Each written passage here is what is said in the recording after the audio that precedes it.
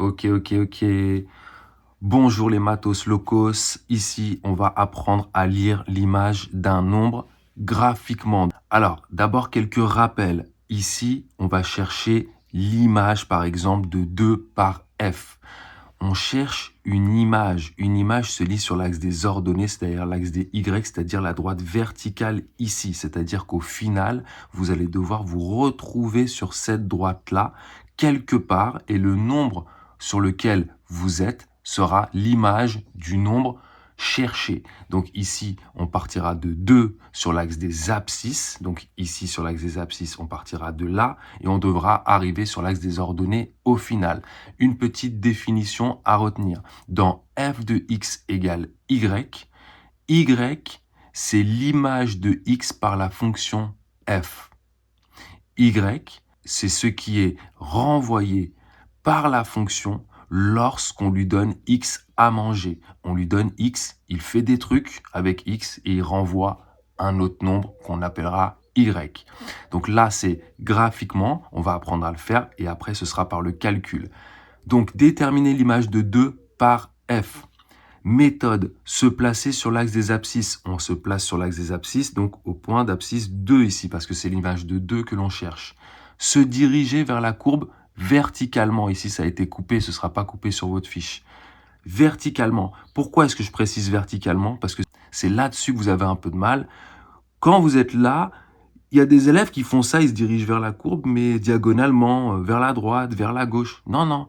Quand vous cherchez à lire une image, vous devez vous diriger verticalement, soit vers le haut, soit vers le bas. Il y a 1000 façons de se diriger vers la courbe, mais il faut se diriger verticalement. Donc ici, ce sera forcément vers le bas parce que la courbe est en dessous. La courbe ne peut pas être simultanément au-dessus et en dessous d'un certain nombre. Ce n'est pas possible. Elle peut être simultanément à gauche et à droite d'un certain nombre positionné sur l'axe des abscisses, mais elle ne peut pas être simultanément en haut et en bas. Donc, vous aurez toujours qu'une seule voie à emprunter. Vous arrivez, vous rejoignez la courbe et vous vous dirigez vers l'axe des ordonnées. Donc, hop, vous avez fait ce chemin-là. Vous avez lu le nombre -3. Vous répondez à la question. L'image de 2 par f vaut -3. Et on passe à la question 2. Et là, vous allez me dire, c'est bon, on a compris. Pourquoi est-ce qu'il y a 4 questions portant sur l'image graphiquement? Je veux m'assurer d'une seule chose ici, c'est que les formulations différentes, vous arrivez bien à comprendre que c'est la même question. Maintenant, si vous êtes en 3e et que vous commencez le chapitre, eh ben, tant mieux, ça va vous faire de l'entraînement. Du coup, je vais passer à une autre couleur. Je vais passer en noir cette fois pour la 2e question, parce qu'il va y avoir plusieurs traits de construction sur le graphique.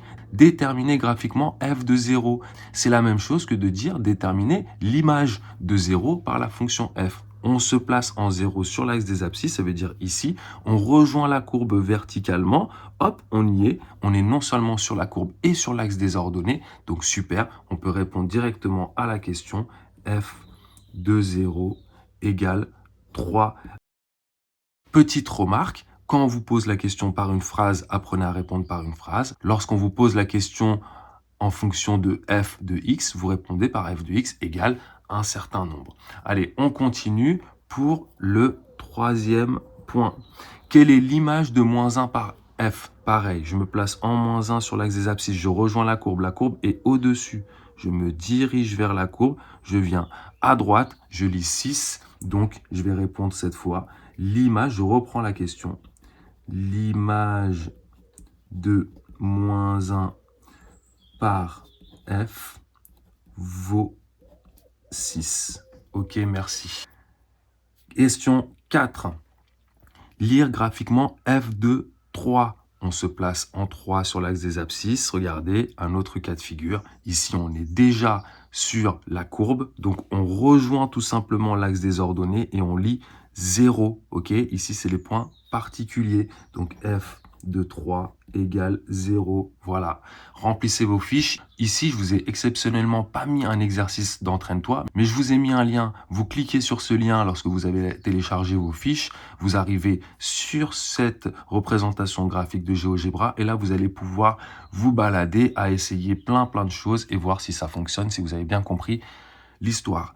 Merci beaucoup. À bientôt. On se retrouve pour la fiche 2. Ciao, ciao.